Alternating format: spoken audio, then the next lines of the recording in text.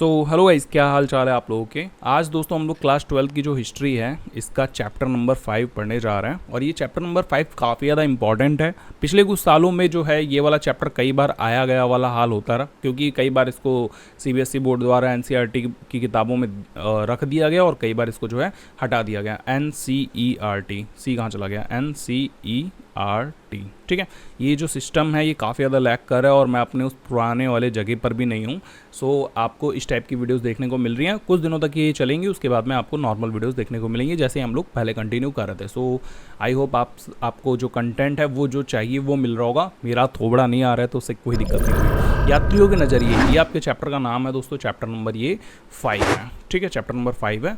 Book आप second वाली बोल सकते हो, क्योंकि ये जो हिस्ट्री की सेकंड बुक है उसका पहला चैप्टर है। क्लास 12 में देखो एनसीईआरटी में 3 बुकें हैं, ठीक है। तो सेकंड वाली बुक का पहला चैप्टर है यात्रियों के नज़रिए, through the eyes of travellers. तो हम सब लोग जानते हैं यात्री कौन होते हैं दोस्तों। यात्री मतलब जो एक स्थान से दूसरे स्थान तक ट्रैवलिंग करता है वो यात्री होता है, ठीक है। फिर वापस आता है तो भी वो यात्री होता है। कई बार ऐसा होता है कि यात्री परमानेंट वहीं पर बस जाता जा करके, या फिर कुछ समय के लिए जाता है, किसी भी हाल में जाए, अगर वो एक जगह से दूसरे जगह पर जा रहा है, या फिर ये कहें कि वो जिस जगह का नहीं है वो उस किसी भी जगह पर जा रहा है, ठीक है। चाहे वो बसने के इरादे से हो, चाहे वो व्यापार करने के इरादे से हो, अगर वो जाता है तो उसे हम यात्री कहेंगे। तो पुराने समय में क्या हुआ था, बहुत सारे विदेशी जो लोग थे, जैसे कि इब्न बतूता हो गए, ठीक है, या फिर ये तो अलबरूनी है, ये इब्न बतूता है, इस टाइप से और भी जो भी लोग रहे हैं, बहुत सारे ट्रैवलर हुए हैं, ठीक है। तो वो अपने देश आए हैं, विदेशों में गए, अलग अलग देशों में गए, अपने देश के बहुत सारे लोग विदेशों में जाते रहे।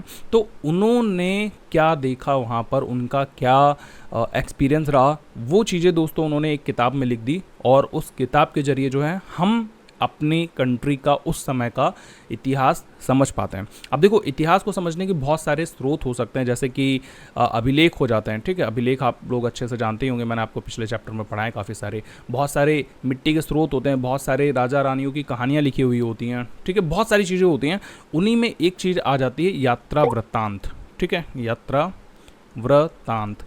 अच्छा, आपने किसी के व्लॉग ज़रूर देखे होंगे। जो व्लॉग होते हैं ये क्या होते हैं, ये वीडियो लॉग्स होते हैं, ठीक है।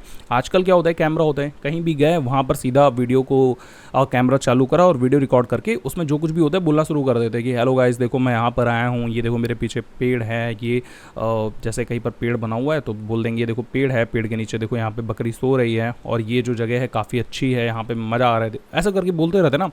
तो पहले जब कैमरे नहीं होते थे तो लोग अपनी अपनी किताबों में हर चीज़ लिखा करते थे। जैसे कि इंडिया आए, आते ही लिख दिया यहाँ के लोग ना मुझे देखने में तो बड़े अच्छे लग रहे हैं। फिर मान के चलो कोई स्टोर आता और उसके जो है सामान गायब हो गया तो उसने लिख दिया कि इंडिया के लोग तो बड़े ही ख़राब हैं, वो तो सामान ही उठा लेते हैं। फिर उसके बाद में उसको पता चला नहीं, उसका सामान गायब नहीं हुआ है, वो तो पड़ोस में ही रखा है, तो फिर वो अगली बार लिख देगा नहीं नहीं, मैंने तो इनको गलत समझा था, जबकि इन्होंने तो मेरा सामान और अच्छे से उठा के कहीं पर रख दिया।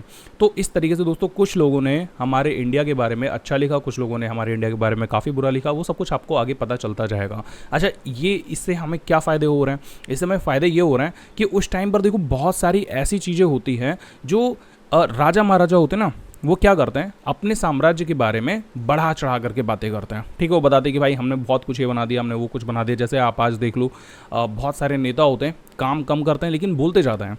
तो जो राजाओं द्वारा खुद के लिखे गए अभिलेख होते हैं उसमें ना तो हमें समाज की स्थिति देखने को मिलती है, ना तो हमें ढंग का काम देखने को मिलता है। लेकिन जो यात्री विदेश से आते हैं वो अनबायस्ड होते हैं, वो किसी का होता नहीं है, तो वो वही लिखता है जो वो सच में देखता है, ठीक है। सो यात्रियों के जो वृत्तांत है ये काफ़ी ज़्यादा इंपॉर्टेंट है। विदेशी भी बहुत सारी विदेशी यात्री, जैसे कि चाइनीज़ बहुत सारे यात्री अपने देश में आए, उनके बारे में भी हम धीरे धीरे पढ़ेंगे।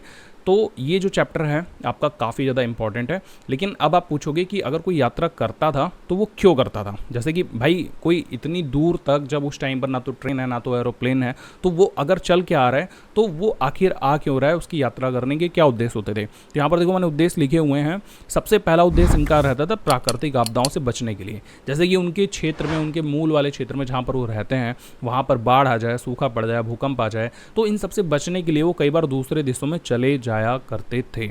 इसके बाद में बहुत सारे जो यात्री रहे हैं वो रोजगार की तलाश में भी ले जाए गए हैं, ठीक है। बहुत सारे यात्रियों को व्यापारियों के रूप में आते थे, बहुत सारे यात्री मतलब लोग जो थे वो सैनिकों के रूप में आते थे, पुरोहितों के रूप में आते थे। पुरोहित मतलब किसी राजा का दूत वगैरह आ गया, ठीक है। तीर्थयात्रियों के रूप में बहुत सारे लोग आते थे। इसमें एक टॉपिक जो है, मतलब एक पॉइंट जो है वो मिस है, वो है बहुत सारे लोगों को बंधक बना के भी लेकर के आया गया था। तो इसमें जैसे अभी हम आगे अलबरूनी के बारे में बात करेंगे, तो वो एक्चुअली में एक बंधक था, एक दास था, जिसको ज़बरदस्ती अपने देश में लेकर के आया गया था, ठीक है। तो ऐसे ही बहुत सारे उद्देश्य होते हैं। बहुत सारे लोग साहस की भावना से प्रेरित हो जाते हैं, जैसे कि किसी का पड़ोसी था, वो कहीं चला गया और बाद में वो बहुत सारी चीज़ें पा गया, ठीक है। एग्जाम्पल के लिए जैसे बहुत सारे यूरोपियन लोग जब सबसे पहली बार अमेरिका पहुंचे, कोलंबस के साथ में जो भी लोग पहुंचे, वो लोग वहाँ से बहुत सोना ले आए। तो बाकी के जो यूरोपियन लोग थे, उन्होंने देखा कि भाई कोलंबस तो बहुत सोना ले आए, तो वो भी चले गए, ठीक है। तो इस तरीके से साहस की भावना से भी प्रेरित होकर के, लालच की वजह से, ज़्यादा कमाने की वजह से यात्री जो हैं वो हमेशा पहले के समय पर यात्रा करते रहते थे। और इनमें से ज़्यादातर जो वजह हैं वो आज भी आप देख सकते हो। जैसे बहुत से लोग प्राकृतिक आपदाओं की वजह से देश छोड़ देते हैं, रोजगार की तलाश में तो कितने ही सारे लोग जा रहे हैं, ठीक है। साहस की भावना वाला छोड़ दो, लेकिन इन सब की वजह से भी लोग जो हैं ज़्यादातर एक से दूसरे देश में जाते रहते हैं। लेकिन उस समय पर क्या कठिनाइयाँ होती थी जो आजकल देखने को ज़्यादातर नहीं मिलती हैं। तो प्राचीन दौर में क्या होता था, यात्रा करने में जो समस्याएं आती थी, उसमें सबसे ज़्यादा जो समस्या आती थी सामने, वो आती थी लंबा समय। उस टाइम पर बहुत दोस्तों लंबा समय लग जाता था ट्रैवलिंग करने के लिए। आप खुद ही से समझ लो, कोई घोड़े से आ रहा है, ठीक है, या कोई घोड़ा मतलब जानवर, ठीक है, जानवरों का प्रयोग करके आ रहे हैं, क्योंकि उस टाइम पर कोई ट्रेन वगैरह थोड़ी होती थी, तो जानवरों वाली गाड़ियाँ रहती थी, उनकी मदद से आ रहे हैं। ज़्यादातर लोग नाव की मदद से आते थे, नाव जहाज़ वगैरह हो गया, तो पानी से, समुद्र वगैरह से ट्रैवलिंग करके आते थे। आप सोचो, जहाज़ भी अगर उस टाइम पर बनाया होगा तो उसमें इंजन तो रहा नहीं होगा, तो उसको खुद से ही हाथ से ऐसे से करके लेकर के आना, तो उसमें भी काफ़ी लंबा टाइम लगता था। इसके अलावा प्लस सुविधाओं का उस टाइम पर तो बहुत ज़्यादा अभाव था ही था, जो आजकल देखने को मिल जाती हैं, जैसे कि कंपास वगैरह आजकल होता है, और बहुत सारे रडार सिस्टम है, बहुत बहुत कुछ है आजकल जो उस टाइम पर नहीं होता था। आप इमेजिन भी नहीं कर सकते कि उस टाइम के लोगों ने कैसे जो है बहुत लंबे लंबे देशों की यात्राएं करी हैं। फिर इनको समुद्री लुटेरों का तो बहुत ज़्यादा भय रहता था। आपने बहुत सारी मूवीज़ भी देखी होंगी, pirates of the Caribbean type की बहुत सारी मूवीज़ हैं, जिसमें दिखाते हैं कि जो समुद्री लुटेरे हैं वो बड़े बड़े जहाज़ों को लूट लिया करते हैं। उनका पूरा उद्देश्य ही उस टाइप का रहता था। तो वो जो है ये एक बड़ी समस्या हुआ करती थी समुद्री लुटेरों वाली, क्योंकि मोस्टली लोग जो लंबी दूरी की ट्रैवलिंग करेंगे वो किससे करेंगे, वो जहाज़ से करते थे, ठीक है, जहाज़ से कर ली, नाव से चले गए अगर छोटी दूरी है, बहुत ज़्यादा बड़ी दूरी नहीं है, लेकिन उनको दिक्कत हमेशा रहती थी लुटने का। फिर इसके बाद में सबसे बड़ी प्रॉब्लम एक और आती थी, अगर जैसे तैसे मान के चलो लंबा समय भी झेल लेंगे, सुविधाओं का अभाव भी झेल लेंगे, समुद्री लुटेरों का अभाव भी झेलेंगे, मोस्टली टाइम पर प्रॉब्लम आ जाती थी कि रास्ता भटक जाते थे, ठीक है। रास्ता भटकने के लिए बहुत ज़्यादा दिक्कतें हुआ करती थी, क्योंकि एक तो रास्ता नहीं पता ढंग से, और फिर दूसरी चीज़ अगर पता भी है तो कब किधर मुड़ जाओ, किस दिशा में मुड़ जाओ, पता भी नहीं चलने वाला, तो रास्ता बहुत सारे लोग भटक जाते थे। फिर बीमारियां लंबी लंबी हो जाती थी, क्योंकि देखो अगर कोई एक जहाज़ से निकला, ठीक है, और वो दूसरे देश पहुंच रहा है, मान के चलो उस टाइम पर कोई इंग्लैंड से निकल करके इंडिया आ रहा होता, ठीक है, भारत आ रहा होता, तो उसको एक दो दिन में वो थोड़ी आ जाएगा यार, कम से कम उसे 2 साल 3 साल लग जाएंगे, अगर वो उस तैरने वाली नाव की मदद से या पाल वाली नाव की मदद से आ रहा है तो। और अगर वो जहाज़ वहाँ से आ रहा है तो 6 महीने 8 महीने तो आज ही लग जाते हैं, जब इतना बड़ा बड़ा इंजन वाला जहाज़ चलता है। तो उस टाइम पर कितना बड़ा जहाज़ चल रहा होगा, तो उस टाइम पर बीमारियाँ भी फैल जाती होंगी, लग जाती होंगी, और जिनका कोई सफल इलाज नहीं मिल पाता होगा। तो ये बीमारियाँ कॉमन है, ठीक है। किसी भी तरीके की बीमारी किसी भी नए प्लेस पर जाने पर हो ही जाती है, छोटी मोटी हो जाती है, कई बार बड़ी हो जाती है, प्लेग जैसी महामारियाँ फैल जाती हैं। तो ये सारी प्रॉब्लम्स भी उस टाइम पर रही थी। प्लस प्राकृतिक आपदाएं तो आप समझ ही रहे हो कि हम जिस मौसम में जिस जगह पर रह रहे हैं, दूसरी जगह पर जाएंगे तो रास्ते में हमें क्या क्या प्राकृतिक आपदाएं देखने को मिल जाए, भगवान ही जाने। तो ये सारी लगभग दोस्तों कुछ कॉमन प्रॉब्लम्स हैं जो उस टाइम पर और आज भी लगभग रहती हैं, बट प्राचीन दौर में यात्रा करने में सबसे ज़्यादा होती थी, ठीक है, क्योंकि आजकल हमारे पास में सारी सुख सुविधाएं आ चुकी हैं, रास्ता भटक नहीं सकते बिकॉज हमारे पास कंपास है और जीपीएस वगैरह है, तो फिर इतना प्रॉब्लम नहीं होती, लेकिन उस टाइम पर बहुत होती थी।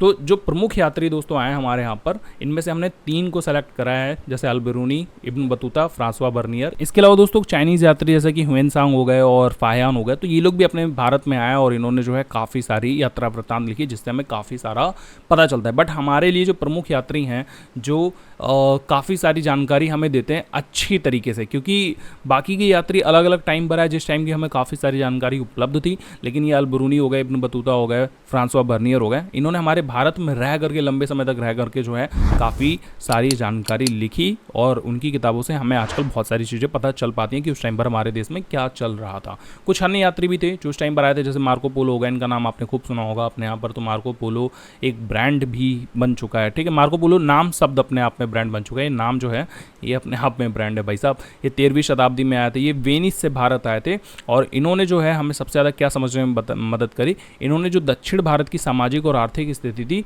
इस पर इन्होंने काफ़ी अच्छे तरीके से प्रकाश डाला। और फिर जैसे निकितन हो गया, ये 15वीं शताब्दी में आए थे, ये रूसी यात्री थे, ठीक है, रूस से भारत आए थे। इन्होंने भी 15वीं शताब्दी के आसपास का जो भी वर्णन था लगभग कुछ कुछ बताया। इसके बाद में सायदी अली रईस हो गए, ये 16वीं शताब्दी में तुर्क से आए थे, यानी कि तुर्किस्तान से भारत आए थे, तुर्की से भारत आए थे। फिर फादर मानसेरत हो गए, ये स्पेन से जो थे, ये स्पेशली अकबर के दरबार में बुलाए गए थे, तो ये अकबर के दरबार में आए थे। फिर पीटर मुंडी हो गए, ये इंग्लैंड से भारत आए थे 17वीं शताब्दी में, ठीक है। और इस टाइम तक में अपना देश जो था वो गुलाम नहीं हुआ था। उसके बाद में दोस्तों अब्दुल रजाक, ये 1440 में दक्षिण भारत की यात्रा करी इन्होंने। फिर ये जो थे ये अब्दुल रजाक थोड़े इंपॉर्टेंट हैं क्योंकि इन्होंने क्या करा, ये डायरेक्टली कालीगढ़ बंदरगाह पे चले गए, ठीक है। कालीगढ़ बंदरगाह पे जाने के बाद में इन्होंने जब देखा तो इनको लगा कि भाई साहब भारत जो है ये बहुत ही विचित्र देश है, तो इन्होंने भारत को एक तरीके से अलग अलग स्थिति वाला देश बताया। और सबसे अच्छी बात ये थी कि इन्होंने जो मंगलोर में बना हुआ जो मंदिर है वहाँ पर ये किसी तरीके से पहुँच गए, तो उसकी यात्रा करके आए मंगलोर वाले मंदिर की, और फिर उसकी बहुत प्रशंसा करी। फिर इनको भारत जो था वो बहुत पसंद आने लग गया। उसके बाद में इन्होंने जो है विजयनगर का भी काफ़ी अच्छा खासा वर्णन किया है, तो आप आगे अभी 7 चैप्टर में विजयनगर के बारे में भी पढ़ोगे। तो ये विजयनगर जो है दक्षिण भारत वाला विजयनगर, तो ये अपने आप में एक हिस्ट्री का बड़ा पार्ट है, ठीक है। और इसमें अब्दुल रजाक की जो यात्रा थी उसका काफ़ी बड़ा योगदान है, क्योंकि उस टाइम की बहुत सारे विवरण हमको यहीं से देखने को मिल जाते हैं। इसके अलावा दोस्तों शेख अली हाजिन थे, ये भाई इनका एक्सपीरियंस भारत को लेकर के बहुत गंदा रहा। 1740 में आए थे, ये भारत से बहुत निराश हुए और इन्होंने भारत को घृणित देश बताया, ठीक है। ये ऐसे लोग आते ही क्यों यार अपने हमारे देश में, हमारा देश इतना ज़्यादा बढ़िया, इतना ज़्यादा सुंदर है, उसके बावजूद भी ये लोग क्या मतलब क्या कर देते हैं। चलो हटाओ इनको, हमें भी नहीं चाहिए ऐसे कोई भी यात्री।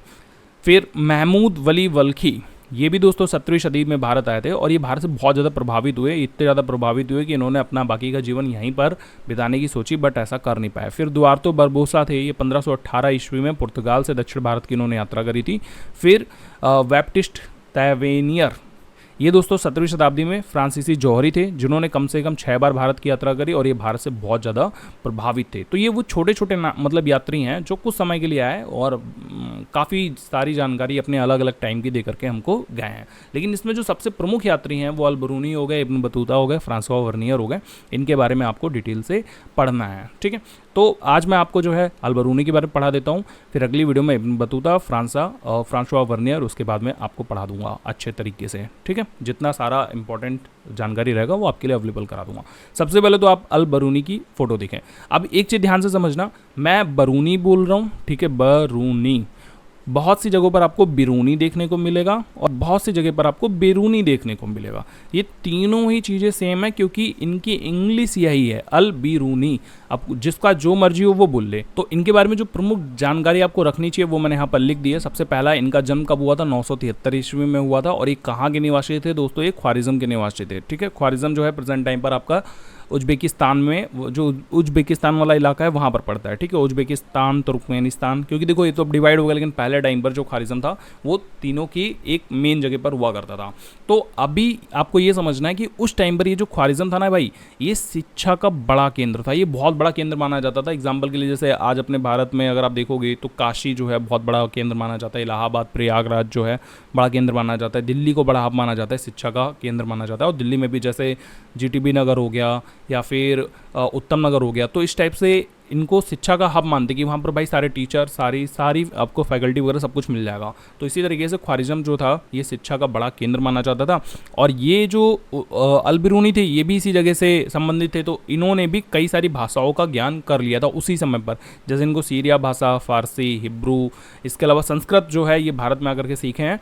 तो इन सारी भाषाओं का इनको अच्छा खासा ज्ञान था। ऐसा नहीं कि टेम्परेरी जैसे आपको थोड़ी बहुत इंग्लिश आती है, मुझे बहुत हल्की फुल्की इंग्लिश आती है, लेकिन इनको बहुत अच्छी तरीके से लैंग्वेजेस के बारे में पता था, इतनी अच्छी तरीके से लैंग्वेज पता थी कि ये एक लैंग्वेज से दूसरे लैंग्वेज में कन्वर्ट करने का काम भी आगे करें, क्योंकि इन्होंने देखो अनुवाद भी खूब सारे करे जिनके बारे में आगे हम अभी पढ़ने वाले हैं। ठीक है, तो संस्कृत तो इन्होंने फिलहाल भारत में आकर के सीखी थी। और अगर हम लोग बात करें दोस्तों अन्य दार्शनिकों की, जैसे कि प्लेटो हो गए और भी बहुत सारे दार्शनिक थे, तो ये इनके कार्यों से भी बहुत अच्छी तरीके से परिचित थे।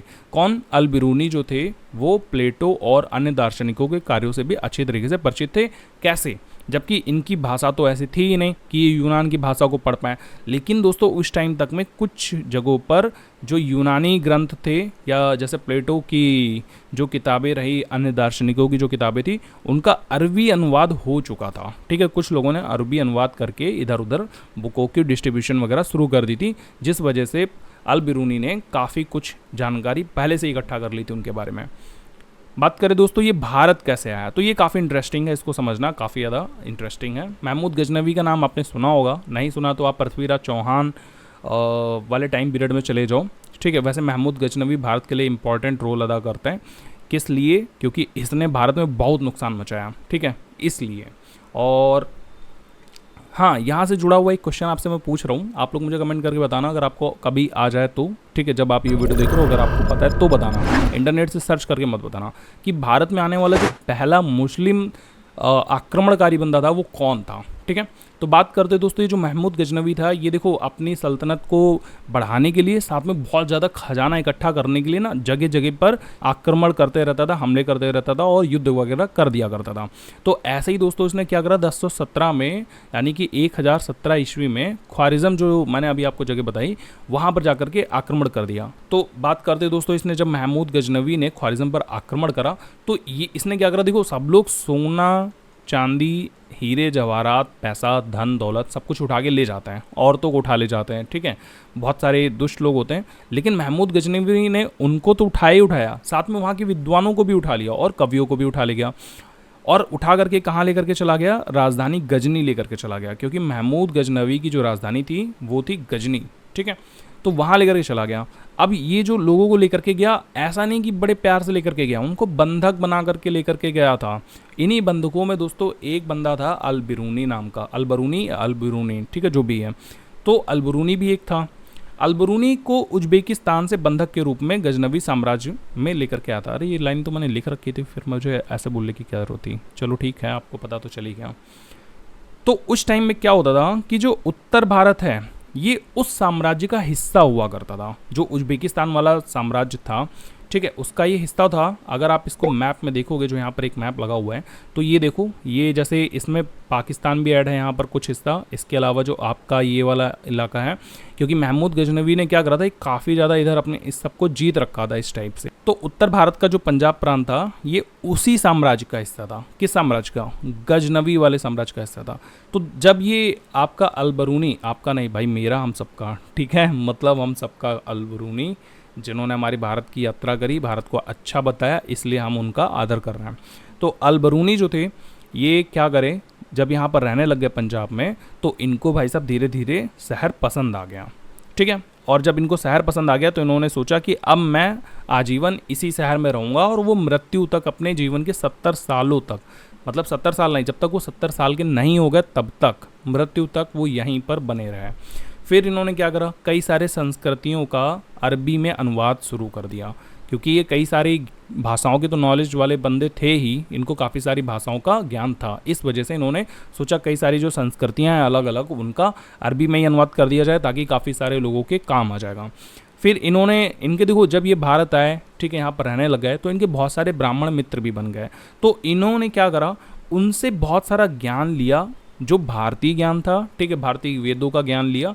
बदले में उनके लिए इन्होंने बहुत सारे कार्य किए, उसमें से यूक्लिड के जो कार्य थे मैथ वाले, उनको भी इन्होंने संस्कृत में अनुवादित कर दिया, ताकि भारत के लोग जो थे वो यूक्लिड की मैथ वाले कार्यों को, मैथ के कार्यों को समझ सकें।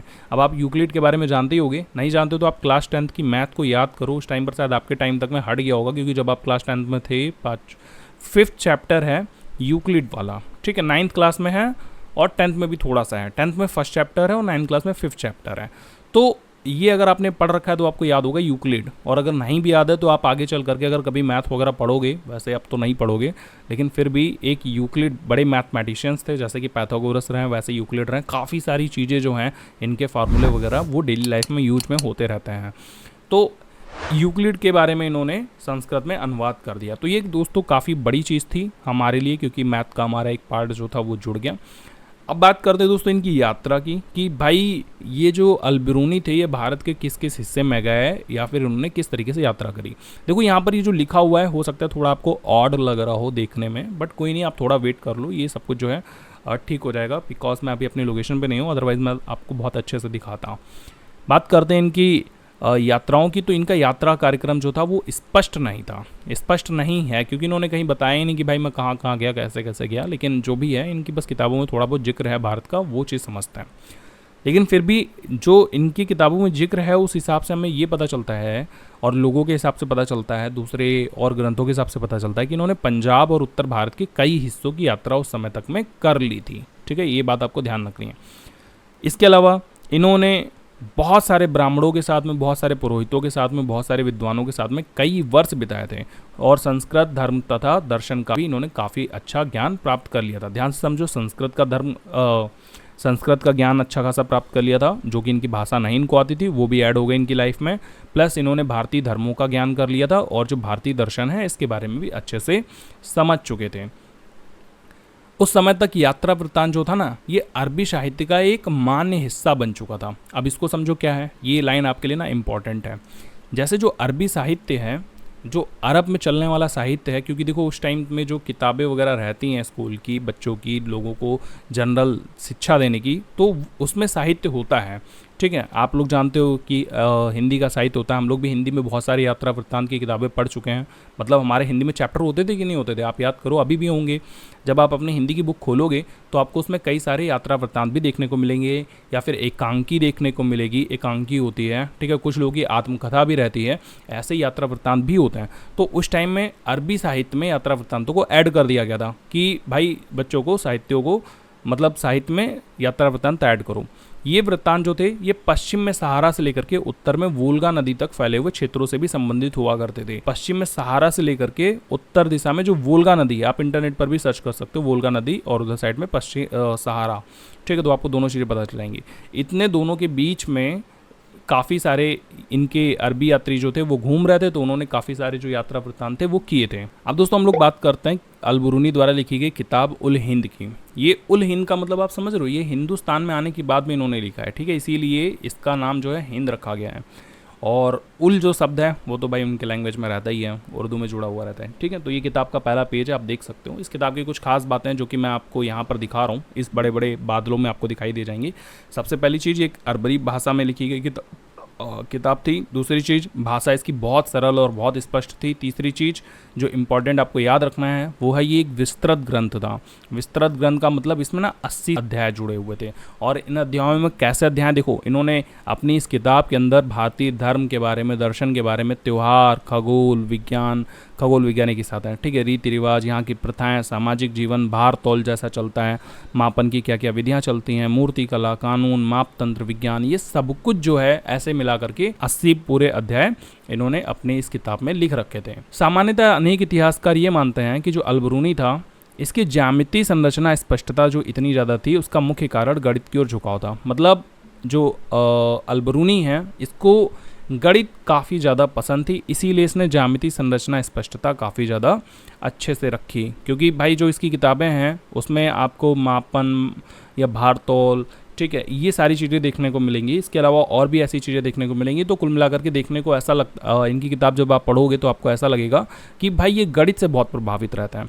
इसीलिए इन्होंने जगह जगह पर ज्यामितीय संरचना को काफ़ी अच्छे से बताने की कोशिश करी। ठीक है, और अगर हम लोग बात करें इनकी किताब में जो प्रमुख वर्णन सबसे ज़्यादा हमारे लिए इंपॉर्टेंट है वो क्या है, वो है इनकी जाति व्यवस्था, वो भी तुलनात्मक अध्ययन। तो हमें तो यही चाहिए ना, बाकी सारी चीज़ें तो हम अपना जानते ही हैं, जैसे हमारे धर्म और दर्शन के बारे में हम जानते हैं, त्यौहार के बारे में जानते हैं, खगोल विज्ञान, रीति रिवाज वगैरह हमसे अच्छा कौन जान सकता है, हमारी चीज़ें हमें पता है। बट जाति व्यवस्था का जो वर्णन था उस टाइम पर वो बेस्ट तरीके से करा अलबरूनी ने, जो उन्होंने आंखों से देखा था। क्योंकि हम उस टाइम की जाति व्यवस्था के बारे में अपने हिसाब से कैसे समझ सकते हैं, नहीं समझ सकते। सकते, और जो जानते भी हैं वो स्पष्ट नहीं था।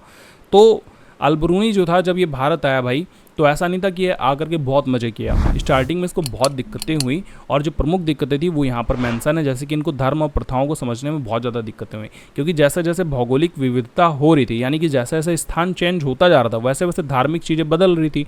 जैसे पंजाब वाले क्षेत्र में इनको पंजाबी लोग देखने को मिल रहे हैं, थोड़ा सा आगे बढ़ गया हरियाणा में तो वहाँ के लोग एकदम अलग हैं, फिर थोड़ा और आगे बढ़ गए यूपी में तो यूपी के लोग, उनका धर्म, उनकी भाषा, उनकी बोली, उनकी प्रथाएं, सब कुछ एकदम अलग हैं। तो ये इनके लिए एक बड़ी दिक्कत थी, क्योंकि वो समझ ही नहीं पा रहे थे। उस टाइम तक में काफ़ी दिक्कतें हुई इनको समझने में। धीरे धीरे फिर समझ में आया कि भाई भारत का कल्चर किस तरीके का है।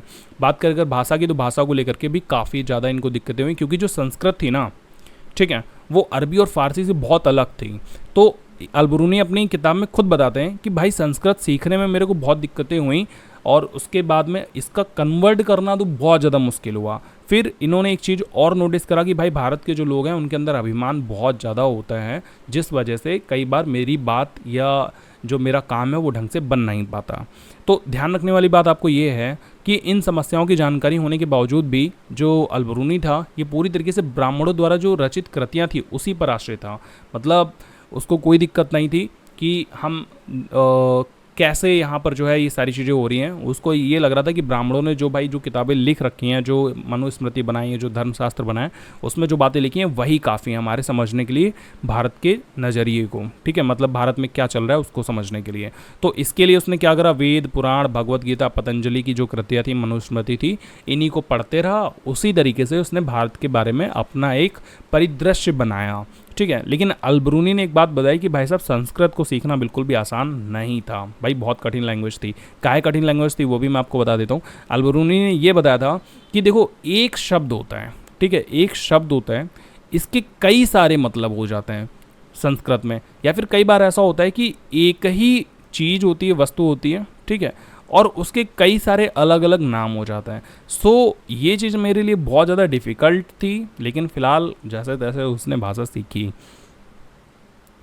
बात करते हैं दोस्तों अलबरूनी के लेखन कार्य की विशेषताओं की। देखो बहुत सिंपल सिंपल सा सादा सादा सा लिखा हुआ है, ठीक है, आपको देखने में भी मज़ा नहीं आ रहा होगा, आई नो, बट इसी से यार काम चला लो आज, उसके बाद में आगे देखते हैं। सबसे पहला तो इसकी लेखन कार्य की जो विशेषताएं हैं उसमें इसने हर जगह पर अरबी भाषा का प्रयोग करा है, जैसा कि इसको अच्छा खासा नॉलेज था, उसका बेसिक भी अरबी भाषा ही थी, सो वो अरबी भाषा में लिख रहा था। प्लस इन ग्रंथों की जो लेखन सामग्री थी, ठीक है, उसमें इसने किसी भी विषय में आलोचनात्मक दृष्टिकोण अपनाया था, ठीक है, ये द्रा नीचे रह गया है, दृष्टिकोण यहाँ पे लिखा जाएगा इस तरीके से। तो आलोचनात्मक दृष्टिकोण अपनाया था, यानी कि जैसे आलोचनात्मक का क्या मतलब होता है कि कमियां निकालना, ठीक है, कमियां निकालना इसको बोलते हैं। तो जैसे भारत की जो जाति व्यवस्था है उसने जब इसके बारे में समझा तो उसकी भी कमियां निकाल करके रखी, ठीक है, इस तरीके से। उसने उसके जो ग्रंथ थे उसमें दंत कथाओं से लेकर के, दंत कथाएं मतलब जो ऐसी कहानियां जो मुंह से बोल दी जाती हैं, ठीक है, एक दूसरे को सुनाई जाती हैं, तो दंत कथाओं से लेकर के खगोल विज्ञान, चिकित्सा संबंधी जो भी कृतियां थी वो सबको शामिल थी। यानी उस टाइम तक में जो कहानियां यहाँ पर फेमस थी, जो खगोल विज्ञान के बारे में जानकारी फेमस थी या लोगों को पता थी, इसके अलावा जो इलाज वगैरह पता थे, जैसे कि आपने सुना होगा कि गर्मियों में अगर आपको लू लग रही है तो भैया उससे लू से बचने के लिए आप क्या करो, एक प्याज साथ में लेकर के चलो, ठीक है, देसी नुस्खे जो चलते थे उस टाइम में। या इसके अलावा जो वैद्य जी जो दवाइयाँ वगैरह देते थे, जो नुस्खे वगैरह यूज करते थे, जड़ी बूटी वगैरह, उन सारी चीज़ों को भी इसने उठा करके अपने ग्रंथों में लिख दिया। इसके अलावा इन्होंने जो है प्रत्येक अध्याय में एक विशिष्ट शैली का प्रयोग किया था, जिसमें स्टार्टिंग में एक प्रश्न होता था, फिर संस्कृतवादी परंपराओं पर आधारित वर्णन किया जाता था और अंत में अन्य संस्कृतियों के साथ में तुलना कर दी जाती थी। यानी कि अगर कोई चैप्टर बनाना है इसको तो वो चैप्टर कैसे बनाएगा, पहले क्वेश्चन डालेगा, फिर भारत से रिलेटेड जो संस्कृत में जो भी प्रथाएं या जो भी संस्कृतवादी परंपराएं चल रही हैं वो लिख देगा, और उसके बाद में उसको अलग अलग जो संस्कृतियाँ हैं, ठीक है, अलग अलग जो कल्चर हैं जहाँ जहाँ पर जानता है या उसको समझता है, उनसे कंपेयर करके लिख देता था। तो इस तरीके से इसके चैप्टर वगैरह कंप्लीट होते थे। इसके बाद में दोस्तों जो मैंने बताया कि अलबरूनी का जो सबसे इम्पॉर्टेंट पार्ट रहा है वो है जाति व्यवस्था का विवरण, क्योंकि इनके बुक में जो इनकी किताब थी, ठीक है, उल हिंद, उसमें सबसे इम्पॉर्टेंट हमारे लिए क्या निकला, जाति व्यवस्था का विवरण निकला। तो उसको समझते हैं। तो उस टाइम तक में देखो क्या था कि भारत में जो सामाजिक वर्ण थे वो 4 प्रमुख वर्ण थे। कौन कौन से? ब्राह्मण, क्षत्रिय, वैश्य और शूद्र। लेकिन इसने बताया कि फारस में भी 4 ही वर्ण थे, ठीक है, 4 ही सामाजिक वर्ग थे, लेकिन इस तरीके के नहीं, इस तरीके के। सबसे पहला जो वर्ग था वो था घुड़सवार और शासक वर्ग, ठीक है, पहला वर्ग था। दूसरा वर्ग भिक्षु, अनुष्ठानिक पुरोहित तथा चिकित्सक, यानी कि जो भिक्षु लोग हैं उनको एक ही में, जो पूजा पाठ करते हैं, जो पुरोहित लोग हैं और जो डॉक्टर वगैरह हैं, इन सभी को एक ग्रुप में डाल दिया जाता था। तीसरे वो लोग थे जो साइंटिस्ट वगैरह होते होंगे, जो खोज वगैरह करते होंगे, जैसे जो खगोल शास्त्री हैं या अन्य प्रकार के वैज्ञानिक हैं, उन सबको तीसरे वर्ग में डाला जाता था। और जो चौथा वर्ग था वो था कृषक और शिल्पकारों का वर्ग। तो फारस में इस टाइप की जाति व्यवस्था या सामाजिक वर्ण व्यवस्था चलती रही। अपने भारत में क्या है, ब्राह्मण, क्षत्रिय, वैश्य और शूद्र, ठीक है। इसको ध्यान से समझना दोस्तों, यही आपके लिए सबसे ज़्यादा इंपॉर्टेंट है, इसी से सबसे ज़्यादा क्वेश्चन पूछे जाते हैं। यद्यपि वो ये बताता है कि इस्लाम धर्म में सभी को समान माना जाता था, चाहे आप इसको देखो, इसको देखो, इसको देखो या इसको देखो। इसके अलावा जो भी इस्लाम धर्म के लोग हैं वो सब एक जैसे माने जाते थे, लेकिन भिन्नताएं केवल धार्मिकता के प्रारंभ में थी, ठीक है। इसको समझना है आपको ध्यान से। धार्मिकता का प्रारंभ का मतलब ये होता है कि जैसे स्टार्टिंग में ही आप चाहे इस्लाम धर्म मान लो या फिर कोई दूसरा धर्म मान लो, ठीक है, मान के चलते हैं जैसे हिंदू धर्म, तो हिंदू धर्म मानो या इस्लाम धर्म मानो, यहीं पर आपको भिन्नताएं देखने को मिलेंगी। लेकिन जैसे ही आप धर्म के अंदर जाओगे तो सब धर्म के अंदर एक बराबर है। लेकिन हिंदू धर्म में क्या है, हिंदू धर्म के अंदर होते हुए भी अब लोग बराबर नहीं हैं, कोई बड़ा है कोई छोटा है, ठीक है, इस तरीके से रहता है। अब यहाँ पर इनके में क्या था, ये कह रहे हैं कि इस्लाम धर्म में सभी को एक समान माना जाता था। दूसरी चीज़, जाति व्यवस्था के संदर्भ में ये ब्राह्मणवादी व्यवस्था को मानने के बावजूद भी अल-बरूनी ने अपवित्रता वाला जो मान्यता था उसको स्वीकार नहीं किया था। समझो इसको कि वो ये कह रहा है कि हाँ भाई ठीक है, मैं भारत में आया हूँ, यहाँ पर ब्राह्मणवादी के हिसाब से 4 व्यवस्थाएं चल रही हैं, ओके, ब्राह्मण, क्षत्रिय, शूद्र, वैश्य, लेकिन तुम ये जो कह रहे हो कि जो शूद्र लोग हैं वो अपवित्र हैं, ठीक है, शूद्र लोग कैसे हैं, अपवित्र हैं, यही तो माना जाता था। तो वो कह रहा है कि भाई ये गलत है, ठीक है, इस चीज़ को मैं एक्सेप्ट नहीं करूँगा, क्योंकि भाई अपवित्रता जैसी कोई चीज़ नहीं होती।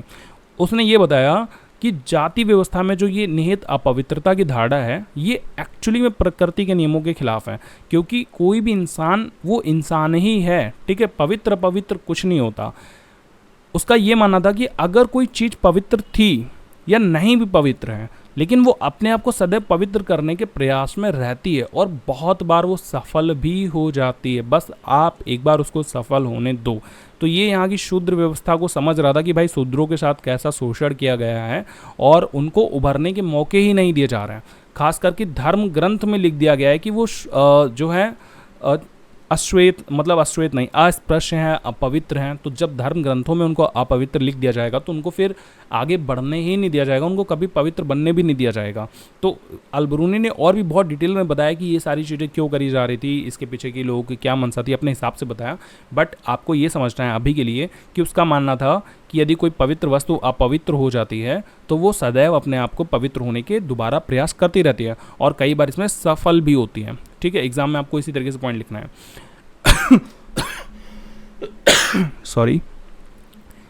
इसके बाद में उसने दोस्तों लास्ट में एक चीज़ ये बताई कि यहाँ भारत में लगभग जो वैश्य हैं और शूद्र हैं ये लगभग एक जैसे हैं, एक ही गांव में भी रहते हैं, एक ही जैसे घरों में रहते हैं, एक ही जैसा इनका सामाजिक स्टेटस भी है। बस फ़र्क इतना है कि शूद्र लोगों के पास में जो है खेती नहीं होने दी गई और ज़्यादातर शूद्रों से सेवाओं का कार्य कराया जाता था, जबकि इनको जो है बिजनेस वगैरह, व्यापार वगैरह कराया जाता था, ठीक है, वैश्यों को। तो मोटा मोटी इनके सामाजिक जीवन में वैश्यों में और शूद्रों में ज़्यादा अंतर नहीं था, उसको गाँव के आधार पर लोगों को अंतर नहीं दिखा होगा। ये दोस्तों टोटल अल-बरूनी का टॉपिक जो है वो ख़त्म हो गया यहाँ पे। और इसमें जो नोट्स हैं आप चाहे तो एस्टेज बना सकते हो या फिर जो है आप अपने हिसाब से लिख सकते हो इनको। मैं आपको जल्दी ही किसी दूसरी ऐसी वीडियो में, जहाँ पर मैं पहले ऐसी लाइव करता था उस टाइप की वीडियोस लेकर के आने वाला हूँ फटाफट से, जल्दी किसी दूसरी वीडियो के अंदर देखने को मिलूँगा। कहना ये चाहता था, पता नहीं क्या बोल दिया। सो होप मैंने ये जो आपको समझाया सबको समझ में आ गया होगा। समझ में आया या नहीं आया मुझे ना कमेंट बॉक्स में ज़रूर बताना। और आप भाई प्लीज़ कमेंट ज़रूर करके जाओ, क्योंकि आप लोग कमेंट नहीं करते तो मुझे पता नहीं चलता है कि आप जो है चैप्टर को समझ पा रहे हो या फिर नहीं समझ पा रहे हो। मैं मिलता हूँ आपसे अगली वीडियो में, तब तक के लिए गुड बाय, टेक केयर, अपना ख्याल रखो, देखते रहो फुल ऑन गाइड।